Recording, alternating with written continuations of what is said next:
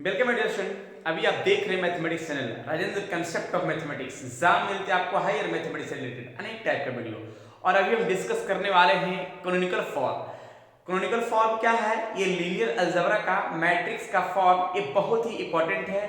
ये आपके अनेक यूनिवर्सिटी के सिलेबस में बहुत ही बेहतरीन टॉपिक माने जाते हैं, राइट। ये आपके एग्जाम में आने वाले टॉपिक है, और इस टॉपिक को आपके चाहे वो इंजीनियरिंग मैथमेटिक्स के विद्यार्थी का हो या फिर बीएससी या एमएससी या किसी कॉम्पिटिटिव एग्जाम देने वाले हो, जैसे कि IIT JAM, CSIR NET, GATE, इस तरह के अनेक कंपटीशन के एग्जाम देने वाले विद्यार्थियों के लिए इस चैनल पे बहुत ही बेहतरीन तरीके के साथ वीडियो अपलोडेड किए जा रहे हैं, right.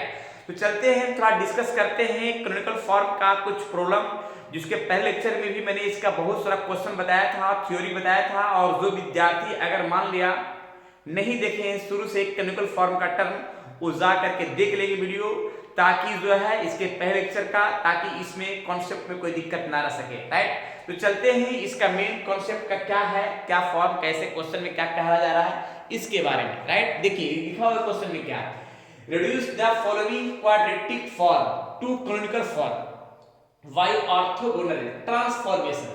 Also find rank, index, signature and nature of quadratic form. और quadratic form सामने दिया गया है। अब इस quadratic form को हम पहले मैट्रिक्स फॉर्म में कन्वर्ट करते हैं, canonical form के टर्म में सेट करते हैं, ठीक है। देखिए कैसे सेट करते हैं वो सही देखिएगा। सबसे पहले सॉल्यूशन करने के लिए एक तरीका अपनाते हैं, क्या?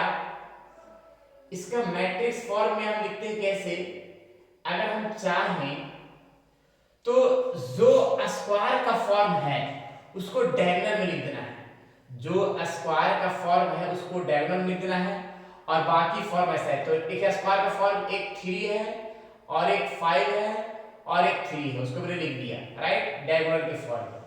अब इसके बाद देखिएगा x1 और x2 है, -2 है, तो यहाँ पे -1 और -1 का फॉर्म लिख दिया मैंने। वैसा ही x1 और x3 है, तो x1 वाला लाइन में लिख देंगे और x3 का लाइन लिख देंगे। तो यहाँ पे क्या होगा, 2 है, तो एक बार यहाँ और एक बार यहाँ, राइट। और x2 और x3 है, तो x2 वाला लाइन में लिख देंगे और x3 लाइन में लिख देंगे। -2 है तो -1 और -1 का पार्ट करेंगे, -1 और -1 का पार्ट, राइट। अब ये जो फॉर्म आया है एक मैट्रिक्स फॉर्म मैंने सेट कर दिया है, ठीक है। अब ये मैट्रिक्स फॉर्म सेट तो कर गया है, लेकिन इसका हम कैरेक्टरिस्टिक इक्वेशन का फॉर्म हम सेट करते हैं। जरा देखिए कैसे करते हैं।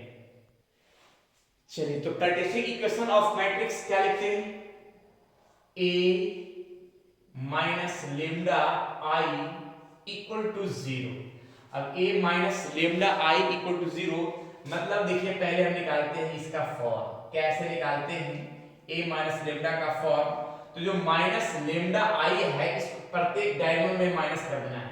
तो 3 माइनस लेमडा, यहाँ पे -1 यहाँ 1, राइट। फिर इसमें भी आइए -1, 5 माइनस लेमडा -1, 1 -1 और 3 माइनस लेमडा इक्वल टू 0। अब इसको हम सोल्व करके लेमडा का वैल्यू निकालेंगे। तो लेमडा का वैल्यू डायरेक्ट डिटरमिनेंट से भी निकाल सकते हैं, और नहीं तो और भी तरीका मैंने बताया है आइगन वैल्यू निकालने के लिए, तो इसे भी निकाल सकते हैं। तो हम डायरेक्ट लेमडा का वैल्यू निकाल देते हैं, ताकि जो है ना अपना सोल्व करिएगा कैसे कैसे पार्ट होता है, ठीक है ना। तो हम लेमडा का हम डायरेक्ट इक्वेशन हम सोल्व करते हैं, डायरेक्ट वन का इक्वेशन क्या आएगा डायरेक्ट हम लिख देते हैं, lambda cube minus 36 11 lambda minus 11 lambda square plus 36 lambda, हम डायरेक्ट लिख दे रहे हो 36 lambda minus 36 equal to 0।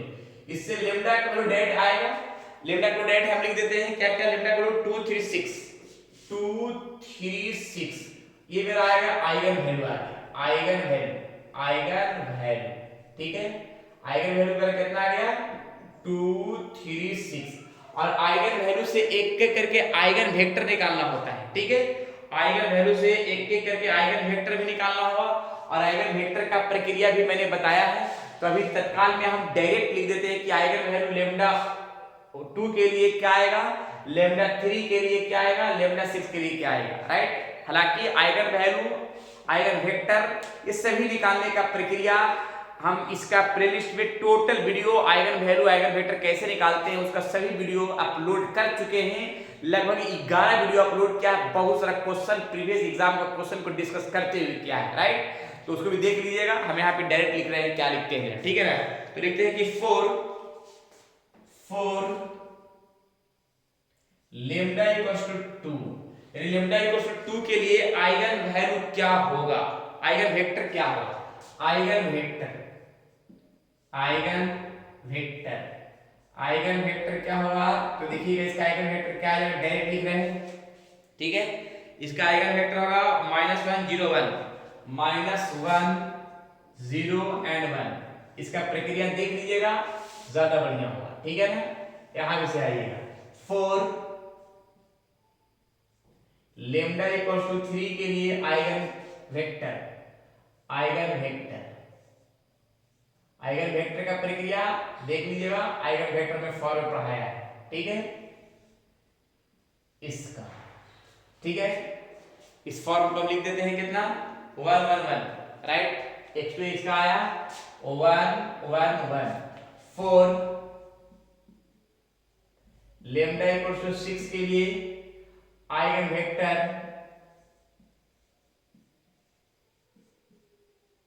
x3 equal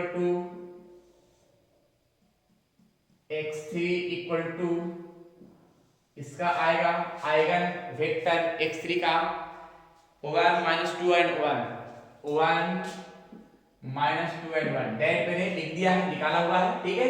अपने से निकाल लीजिएगा पूरी डिटेल से। अब इसका हम आइगन लेंथ निकालना चाहते हैं, सभी का लेंथ निकालते हैं, ठीक है। और उसके बाद नॉर्मलाइजेशन हम काम करेंगे, ठीक है ना। देखिएगा लेंथ निकालते हैं, तो अगर हम इसका लेंथ निकालें तो इसका लेंथ क्या होगा, देखिए length of eigen vector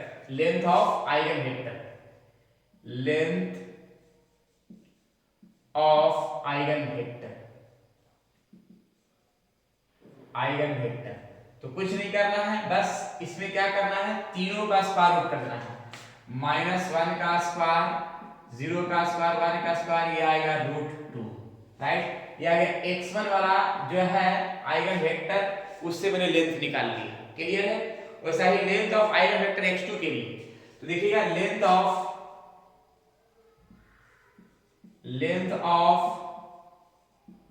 eigen vector x2 के लिए आएगा कितना, 1 का स्क्वायर, 1 का स्क्वायर, 1 का स्क्वायर, अर्थात √3, right. Length of eigen vector x3 equal to 1 का स्क्वायर -2 का स्क्वायर, 1 का स्क्वायर, अर्थात 6। देखिएगा अब निकाल लिया है। अब इसका नॉर्मलाइजेशन निकालेंगे। जो आइगन वेक्टर आया उसका नॉर्मलाइजेशन क्या होता है, जो आइगन वेक्टर आया है उसमें हम इस लेंथ को डिवाइड कर देंगे प्रत्येक पार्ट में, वही आ जाएगा नॉर्मलाइजेशन आइगन वेक्टर आर। देखिएगा तो प्रत्येक का हम निकालते हैं नॉर्मलाइजेशन, ठीक है। देखिएगा नॉर्मलाइजेशन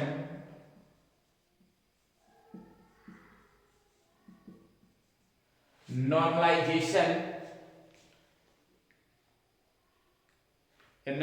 भी लिख सकते हैं, नॉर्मलाइजेशन या तो नॉर्मलाइज्ड लिख दीजिए, नॉर्मलाइज्ड आइगन वेक्टर आर। अब देखिए कैसे हम इसका हम निकालते हैं, तो इसमें हम प्रत्येक में डिवाइड कर देंगे, कितना से, तो जितना लेंथ इसका आया है, तो लेंथ आया √2, तो -1/√2, 0 में डिवाइड 0 होगा, 1/√2, राइट। इसका आया है। ऐसा ही फिर इसका भी हम निकाल लेते हैं, तो देखिएगा उसमें हम डिवाइड करते हैं इतना से, 1/√3 और 1/√3, राइट। ये फॉर्म है। या और इसका हम निकालते हैं नॉर्मलाइज्ड फॉर्म, तो √6 से डिवाइड करेंगे, 1/√6 -2/√6 और 1/√6 जो सामने दिख रहा है प्रक्रिया, क्लियर है। तो ये नॉर्मलाइज्ड निकालने का तरीका हुआ आइगन वेक्टर से, क्लियर। अब इसके बाद का पार्ट क्या है जरा देखिएगा। अब हम मॉडल मैट्रिक्स निकालते हैं। तो मॉडल मैट्रिक्स क्या होता है कि जो नॉर्मलाइज्ड फॉर्म आया है, ये तीनों को मिला करके एक मैट्रिक्स तैयार करेंगे, यानी फर्स्ट कॉलम को, सेकंड कॉलम को, थर्ड कॉलम को, और निकाल के एक मैट्रिक्स निकालेंगे, वही आ जाएगा मॉडल मैट्रिक्स आ जाएगा, राइट। तो हम यहाँ पे मिटाते हैं, उसको लिखते हैं मॉडल मैट्रिक्स क्या है, ठीक है ना। चलिए इसको नोट कर लीजिए। देखिए मैंने क्या लिखा है, जरा इसका फॉर्म को थोड़ा सा देखिए। अब यहाँ पे लिखिए क्या कि मॉडल मैट्रिक्स P, या मैंने क्या लिखा है कि normalised eigen vector and its column vector, यानी देखिए जो नॉर्मलाइज निकाले हैं उसको कॉलम में लिख देना है, वही मॉडल मैट्रिक्स का रहेगा। देखिएगा पहला लिखेंगे -1/√2 0 और 1/√2, राइट। फिर देखिएगा 1/√3 और 1/√3 और 1/√3, राइट। फिर आएगा 1/√6 और आएगा -2/√6 और आएगा 1/√6, राइट। ये आ गया, क्लियर है। तो ये आ गया मॉडल मैट्रिक्स, जिसका नाम मैंने आइगन वेक्टर का कॉलम के फॉर्म में जो नॉर्मलाइज फॉर्म आया है उसको मैंने लिख दिया, एक मॉडल मैट्रिक्स आया है। अब इसका हमारा ट्रांसपोज कर सकते हैं अगर चाहे तो ट्रांसपोज अगर करेंगे तो रो को क्या लिख सकते हैं, कॉलम में, ये रो है इसको कॉलम में लेते हैं, तो -1/√2 1/√3 और 1/√6, राइट। इसको भी रो कॉलम में लेते हैं, 0 1/√3 और -2/6, इसको भी रो कॉलम में लेते हैं, 1/√2 1/√3 और 1/√6। ये हो गया P का ट्रांसपोज, मॉडल मैट्रिक्स का ट्रांसपोज। अब इस फॉर्म को ट्रांसपोज तो करने आ गया है, लेकिन इस फॉर्म को पहले भी मैंने बताया था। देखिए क्या बताया था, एक फॉर्म को लिखते हैं, ध्यान रखिएगा। देखिए क्या लिखते हैं कि शायद P का transpose into A into P, एक फॉर्म ये पहले भी मैंने बताया है, इस चीज को याद होगा शायद, ठीक है ना। तो P का ट्रांसपोज मेरे सामने दिखा है, क्या लिख देते हैं, -1/√2 1/√3 और 1/√6। फिर यहाँ पे 0 1/√3 और यहाँ पे आ जाएगा -2/6 1/√2 1/√3 1/√6, राइट। फिर इसके बाद किसका पूछ रहा है, तो ये पूछ रहा है किसका, A का। अच्छा A का तो है मिटा चुके हैं, तो हम A का लिख देते हैं। देखिए क्या क्या A का लिखाएगा, 3 -1 1, ठीक है। फिर उसके बाद है -1 5 और -1, और फिर है 1 -1 3 राइट। फिर अब देखिएगा यहाँ है क्या, P है, तो P मेरा सामने दिख रहा है, -1/√2 0 और 1/√2, राइट। 1/√3 1/√3 और 1/√3, राइट। 1/√6 -2/√6 और 1/√6, क्लियर है। चलिए प्रक्रिया पूरा डिटेल से है और अच्छा भी है। तो हम चलते हैं इसका आगे का फॉर्म का कहानी कि क्या इसका टर्म है और कंडीशन है, जो देखिएगा। सबसे पहले तो यहाँ तक तो क्लियर हो चुका है। अब इसका अगर चाहे तो हम इसका मल्टीप्लाई कर सकते हैं, तो इसका मल्टीप्लाई अगर करते हैं सभी को, थोड़ा सा मेहनत पड़ेगा, और मल्टीप्लाई अगर करना चाहेंगे तो कर सकते हैं, लेकिन हम डायरेक्ट मल्टीप्लाई लिख देते हैं, ठीक है। अगर सभी को मल्टीप्लाई करेंगे तो D के बराबर आ जाएगा, यानी डायगोनलाइजेशन, जिसको डायगोनल मैट्रिक्स का फॉर्म करते हैं। डायगोनल मैट्रिक्स क्या आएगा, इस सभी को अगर मल्टीप्लाई करेंगे तो एक डायगोनल फॉर्म में मतलब आएगा 0 0 0 3 0 0 0 6। ये फॉर्म क्या होता है कि जो डायगोनल है उस डायगोनल पर जो आइगन वैल्यू आया वही आएगा। मतलब ये तीनों को अगर मल्टीप्लाई, ये दोनों को मल्टीप्लाई करेंगे, इसका और इसका, ये दोनों को मल्टीप्लाई करेंगे, और जितना मल्टीप्लाई करेगा फिर इससे मल्टीप्लाई करेंगे तो यही आएगा। और ये कैसे, जो डायगोनल एलिमेंट पर है एलिमेंट, वो एलिमेंट जो है आइगन वैल्यू आना चाहिए, और बाकी एलिमेंट क्या चाहिए, 0 आना चाहिए, उसी को बोलते हैं क्या, हम D बोलते हैं। हालांकि इसका थ्योरी मैंने बताया था कि P transpose into A into P बराबर D होता है, ठीक है ना। यानी डायगोनल मैट्रिक्स, ये क्या, डायगोनल मैट्रिक्स का फॉर्म, राइट। ये डायगोनल मैट्रिक्स का फॉर्म है, क्लियर है। तो ये D आ गया है। अब एक चीज तो फ्रेश दिखा अब देखिएगा ये मल्टीप्लाई कर लीजिएगा, इसको इसको इसको सबको मल्टीप्लाई करके इतना आता है कि नहीं आता है, कहीं गलती मैंने कर दिया है बताइएगा कमेंट में। क्लियर? तो ये डायगोनल आ गया है। अब इसके बाद जो है इसका हम क्रोनिकल फॉर्म दिखाते हैं। एक क्रोनिकल फॉर्म क्या है इसके बारे में, तो इसको मिटाएंगे उसके बाद क्रोनिकल फॉर्म का टर्म दिखाएंगे। राइट, चलिए करते हैं, उसके बाद आगे का टर्म दिखाएंगे, स्टेप बाय स्टेप क्लियर करते हैं। ठीक है, देखिए क्रोनिकल फॉर्म देखिए लास्ट में लिखते हैं hence the canonical form is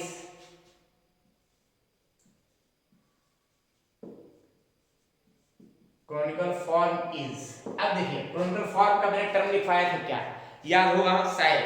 अब यहाँ पे Q इक्वल टू y का transpose into D into y। अब y का ट्रांसपोज क्या देखिएगा, मैंने यहाँ भी ट्रांसपोज का फॉर्म यहाँ पे सेट कर दे रहे हैं, और यहाँ पे जो है डायगोनल का फॉर्म है, और यहाँ पे y है जो लिखा जाए क्या x1 नहीं y1 के फॉर्म में है, y1 के फॉर्म में, क्योंकि x1 y1 तो क्वेश्चन था, या y1 y2 और y3, और इसको कॉलम में लिख दिया, और यहाँ ट्रांसपोज इसका ट्रांसपोज करेंगे तो रो में लिखाएगा ऐसे। राइट, और d जो है यहाँ पे सामने निकाल चुके हैं, इतना 0 0 0 3 0 0 0 6। अब इसको हम मल्टीप्लाई करते हैं, तो रो का मल्टीप्लाई कॉलम से करते हैं तो इतना इंटू इतना इंटू इतना, यानी होगा सिर्फ 2/1। राइट, फिर इसी को इससे मल्टीप्लाई करेंगे तो इतना इंटू इतना इंटू इतना, तो अक्सर जुड़ा रहेगा, लेकिन यहाँ पे 3/1। राइट, और यहाँ पे आएगा 6/1/2 और यहाँ by 3। राइट, और अब इसके बाद ये दोनों को तो मल्टीप्लिकेशन इतना आया, और एक और बच रहा है एक इधर का y1 y2 एंड y3। अब इसको मल्टीप्लाई करते हैं, इसका मल्टीप्लाई रो का मल्टीप्लाई कॉलम से, इतना इंटू इतना प्लस इतना इंटू इतना प्लस इतना इंटू इतना, देखिए क्या लिखेगा 2/1 का स्क्वायर 3y2 का स्क्वायर और 6/3 का स्क्वायर। ये क्वाड्रेटिक फॉर्म में दिख गया है। ठीक है, अब ये कैनोनिकल फॉर्म को क्वाड्रेटिक फॉर्म में मैंने कन्वर्ट जो सामने किया है वो दिख रहा होगा। क्लियर है? अब इसमें हम फॉर्म को आगे हम दिखाते हैं कि क्या क्या इसका टर्म बनेगा। राइट, चलिए यहाँ तक पहले नोट कर लीजिए, उसको आगे बताते हैं। देखिएगा, अब इसमें हम क्वेश्चन में लिखा है क्या निकालना है, फाइंड द रैंक। अब रैंक निकालना है, तो रैंक वो होता है जो नॉन जीरो होता है। अगर नॉन जीरो है वही रैंक कहला जाएगा। तो रैंक बराबर क्या लिखेंगे, रैंक बराबर, अब रैंक क्या होगा, तो रैंक यहाँ पे जो आइगन वैल्यू आया है वो नॉन जीरो है, वही रैंक कहलाएगा। तो आइगन वैल्यू तो मेरा 3 को आया था 2 3 6, और तीनों जो है नॉन जीरो है, तो मेरा रैंक क्या कहलाएगा 3 कहलाएगा। क्या लिखेंगे, यहाँ पे साइड लिख देंगे non zero of eigen value, number of non zero eigen value, number of non zero eigen value. बस डायरेक्ट इसी को याद रखना है, आइगन वैल्यू। क्लियर, ये तो रैंक हो गया। अगर मेरा 2 3 6 में अगर एक मेरा 0 मान लिया जाता तो फिर मेरा क्या क्या कहलाता, रैंक मेरा 2 कहलाता, लेकिन number of non zero eigen value वही रैंक कहलाएगा। पहला स्टेप। फिर दूसरा इंडेक्स निकालना है, तो दूसरा इंडेक्स निकालना है, जरा देखिएगा इंडेक्स का क्या होता है, तो जो पॉजिटिव टर्म होगा वही इंडेक्स होगा। अब इंडेक्स का फॉर्म, तो इंडेक्स का फॉर्म ये पता करिए कि पॉजिटिव का फॉर्म क्या होता है, तो number of positive eigen value, यहां पे सीधा सीधी number of positive eigen value, तो number of positive eigen value क्या, तो यहाँ पे आइगन वैल्यू जो तीनों आया है 2 3 6 वो तीनों पॉजिटिव ही है, तो मेरा वही इंडेक्स कहला जाएगा। तो लिखेंगे number of positive eigen value, positive eigen values. Right, वो इंडेक्स कहला जाएगा। अब आइए सिग्नेचर, तो सिग्नेचर में क्या है कि difference between number of positive and negative eigen value. अब देखिएगा सिग्नेचर में क्या है, डिफरेंस बिटवीन, सिग्नेचर का फॉर्म। अब यहाँ पे difference between positive and negative eigen value.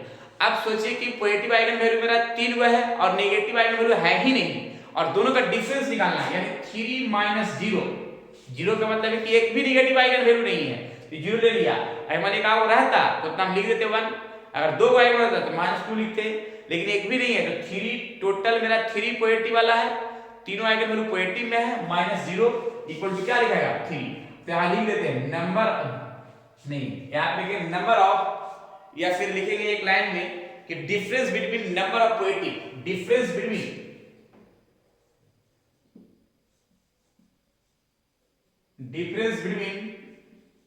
number of positive and negative eigen value, number of positive and negative eigen value, right. ये होता है सिग्नेचर निकालने का प्रोसेस, क्लियर है। Difference between number of positive and negative eigen value, clear है। और एक nature, तो नेचर क्या है कि नेचर में अगर टोटल पॉजिटिव मेरा आया है आइगन वैल्यू तो कहलाएगा पॉजिटिव डिफिनिट, ठीक है। नेचर में लिखाएगा positive definite, positive definite, right, positive definite. ये क्या है, पॉजिटिव डिफिनिट का फॉर्म मैंने लिखा है क्या कि ये पॉजिटिव आइगन वैल्यू है तो ये पॉजिटिव डिफिनिट लिखाएगा इसके नीचे।